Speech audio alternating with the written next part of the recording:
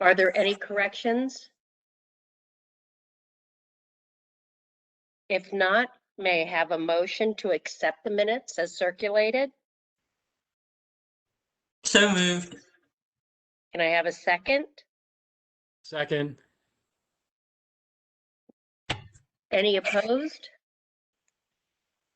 Then motion carries. Thank you so very much. First on the agenda, we'll have a presentation from the department staff led by the Chief of Development, Mrs. Jennifer Nugent, on updates to the comprehensive manual on development policies. After Ms. Nugent has finished her presentation, I will call for a separate motion to set a public hearing on a subject matter. Please join me in welcoming Mrs. Nugent. Thank you and good evening, everybody. The Comprehensive Manual of Development Policies, or as we lovingly refer to as the CMDP, is something the Department of Planning is very familiar with and utilizes on a daily basis in many of our facets of our responsibilities in the department.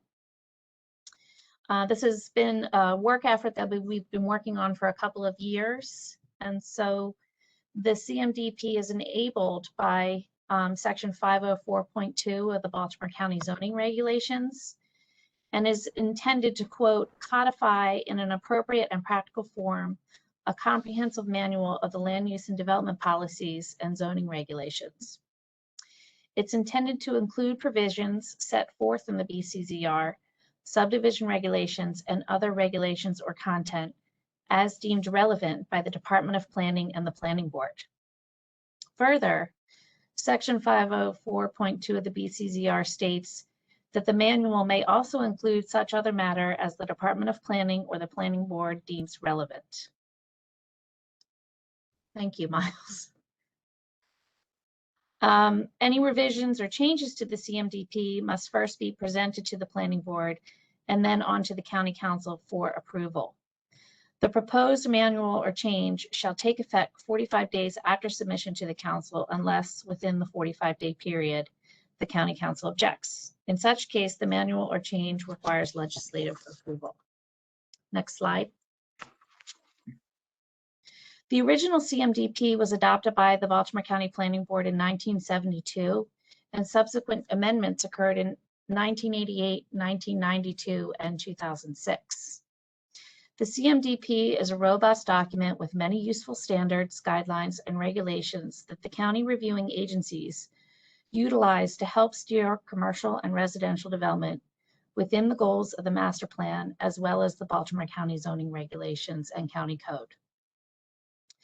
It is also intended for use by the public when also creating development projects throughout the county. The Department of Planning relies heavily on this document in the absence of any adopted design guidelines for any specific area within the county, and the general guidelines and principles outlined within and related to residential and commercial development help in leveraging design outcomes for projects. Next slide. It is our intention to take the current CMDP in its old format that you can see here up on the screen, which exists as a black and white static manual without the ability to click on links or references, and the quality is not desirable compared to current publications found on the county's website throughout. Some of the content of the current CMDP has been affected by legislation passed through the last several years. And so in some instances, the text may need changing or removal altogether. It is the intent to also address that in this update. Next slide. By coming up with a new format that performs more electronically and is interactive online with vibrant colors and visual graphics is our desired outcome. The Department of Planning's approach to modernizing the manual is to revise and present to the Planning Board in sections. So if we decided to begin with Section 4, the special areas and procedures, followed by other sections at later dates. The special areas and procedures, Section 4 of the CMDP, was chosen as the first section to introduce to you all to demonstrate the new format and color scheme of the overall document, as well as to introduce some new subsections and content recently enacted, such as the Downtown Towson District, as you can see here on this slide, as well as some updates of current subsections like the Design Review Panel, among others. Next slide. These are also just a few other examples of some of the graphics that we have worked to update to make them a little more legible from the previous format of the CMDP. Next slide. And then here is a comparison of some of these sections that we are presenting to you all in this special area section. I also forgot to mention that there are many documents that the county has adopted that serve as standalone documents, but don't necessarily live within any sort of codified manual. So to house those within the CMDP is appropriate. The Hunt Valley Timonium Design Guidelines, the Pikesville Design Guidelines, as well as the Honeygo Area Design Guidelines are all current design guidelines that stand on their own but have been adopted into the CMDP previously. So it is our goal to take the black and white format, as you can see on the left, and then update it and make everything uniform with a color scheme and modern graphics. This is a good slide to demonstrate how that would look.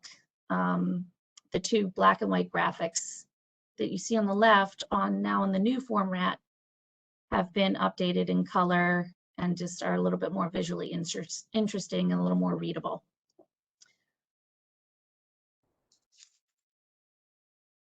And I think that's all I was going to start for now. We will get into an in-depth presentation at the public hearing to further explain how the CMDP functions, what your role is as the planning board.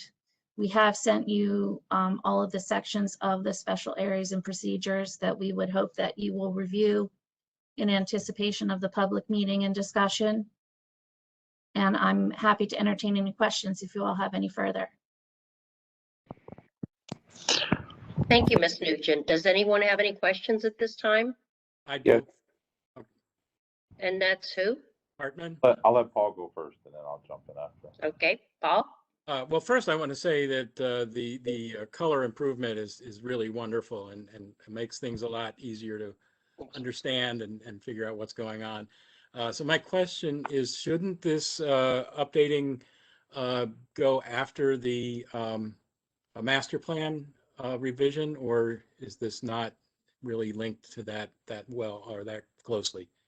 Well, the special areas and procedures section, not necessarily, which is why we started with it first, as we're starting to talk about the master plan and then starting to reformat the rest of the CMDP, which is all of the residential and commercial guidelines and standards. We will be discussing that as discussions are happening with the master plan. Okay, so the CMDP is going to be a longer term effort as you go one section at a time. So it'll kind of overlap the master plan. Okay. Yes. Got it. All right. Thanks. Thank you, Mr. Hartman. Mr. Warren? Yeah, I was just wondering, since it hasn't been updated since 2006, did you take into account our new order that we're under from the government as it relates to affordable housing? Is that in the plan for how we look at certain developments and density and all that? Any legislative actions or resolutions or changes to the code that have occurred since 2006 is something that we plan to study and analyze. Like I said, if there's any content that needs to be revised, we have to bring it before you all anyway. And so we will be doing that throughout the document. Again, this section kind of didn't require any of that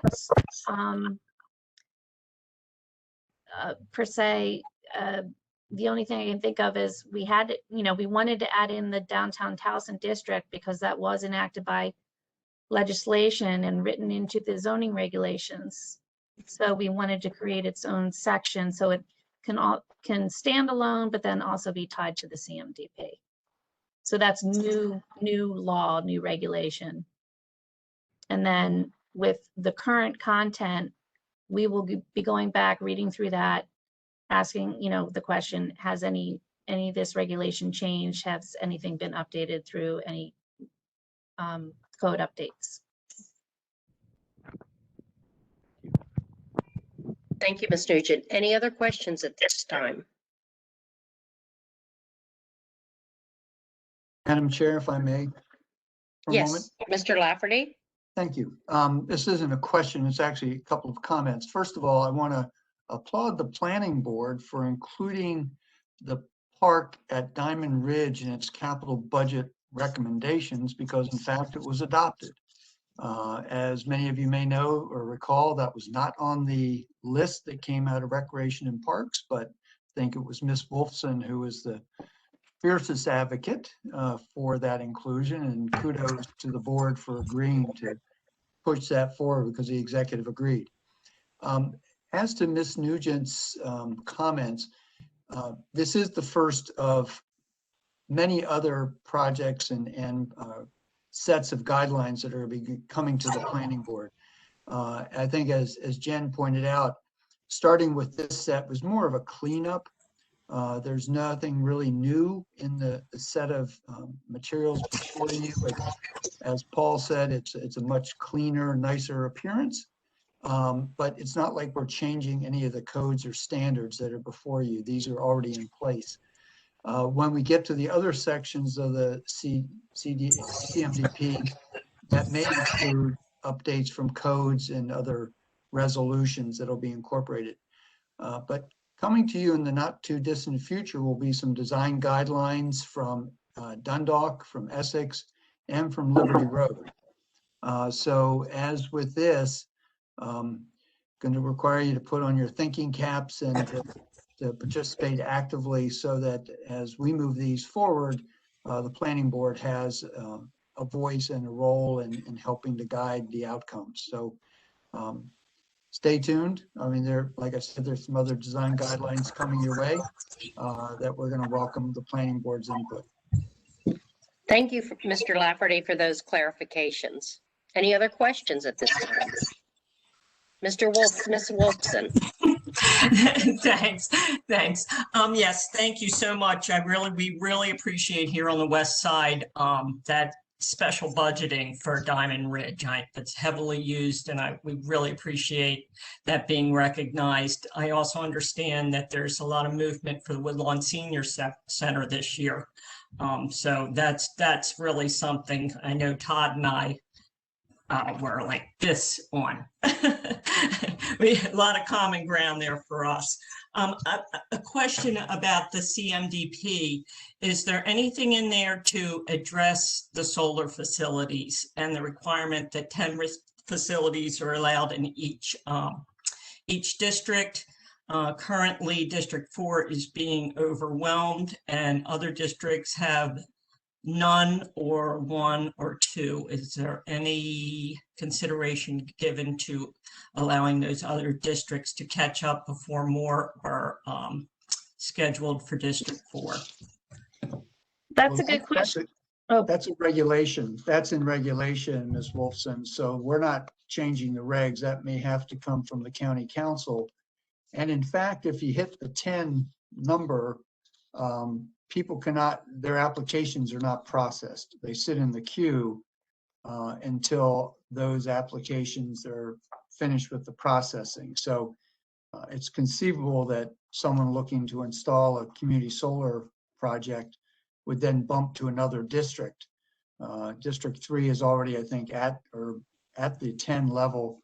And I guess maybe District 4 is getting close. And Jen, I think you wanted to add to that.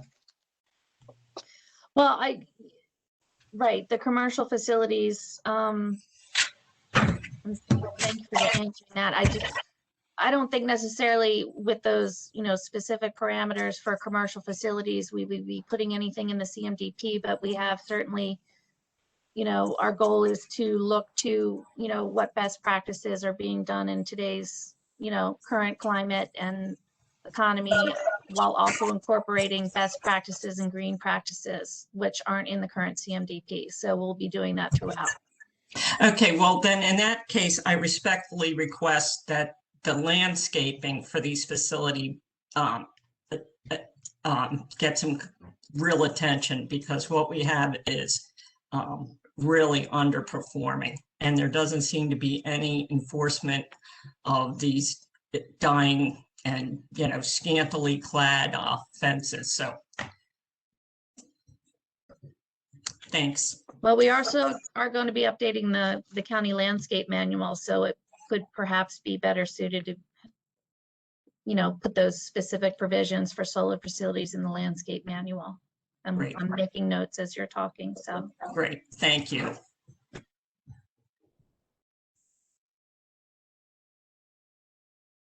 Any other questions at this time? Not hearing any? Thank you, Ms. Nugent. We appreciate that. May I Thank you. have a motion for action?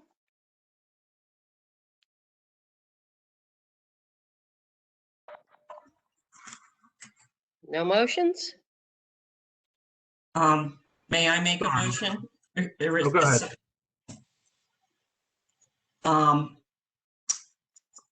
You want me to do it, Kathy? Oh, no, Miss- I'm sorry, Scott. I didn't see you were there. I Yeah. apologize. That's okay. I had trouble getting in.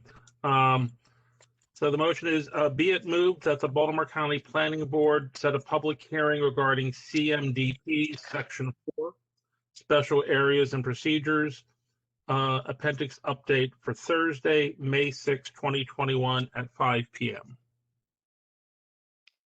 Thank you, Mr. Halupka. Can I have a second? Second. Any discussion? Everybody in favor? Aye. Opposed? All Aye. right, motion carries. Mr. Mullenberger, now the report on the March 11th and April 8th, 2021 meeting of the Landmark Preservation Committee. Can everyone please turn off their speakers, because there's a lot of background. Thank you. Mr. Mullenberger. Yes, Madam Chair. At the March 11, 2021 meeting of the LPC voted to issue 4 certificates of appropriateness to the following properties: M&P Railroad Bridge abutments located at northwest corner of York Road and Towsontown Boulevard, Renaud property located at 305 Morris Avenue, Thompson property located at 4708 Butler Road, the Servino property located at 4716 Butler Road. The LPC also voted to issue 1 notice to proceed to the Servino property located at 4716 Butler Road, and the LPC placed the following property on the Baltimore County preliminary landmarks list following a public hearing: the Sparks School site in ruins located at 1000 Sparks Road in Sparks, Maryland. At the April 8, 2021 meeting of the LPC voted to issue 6 certificates of appropriateness to the National Bank of Cockeysville and Carriage House located at 10914 York Road, the Healthman and Schwartz property located at 11 North Viewmont Avenue in Catonsville, the Robbins property located at 5101 South Rolling Road, the Wells property located at 305 Hopkins Road, the O'Hara property located at 1603 South Rolling Road, and the Abbott House and setting located at 12 Chatsworth Avenue. Finally, the LPC voted to issue 2 notices to proceed to the Robbins property located at 5101 South Rolling Road and the Abbott's House located at 12 Chatsworth Avenue. Thank you, Mr. Mullenberger. Now, can you please fill us in on any legislation passed by the county council following our last meeting? Yes. First is Resolution 33-21, establishing the Baltimore County Councilmanic Redistricting Commission. A resolution establishing the Baltimore County Councilmanic Redistricting Commission. The county charter requires that the county council to update the county's 7 councilmanic districts after each decennial census of the United States.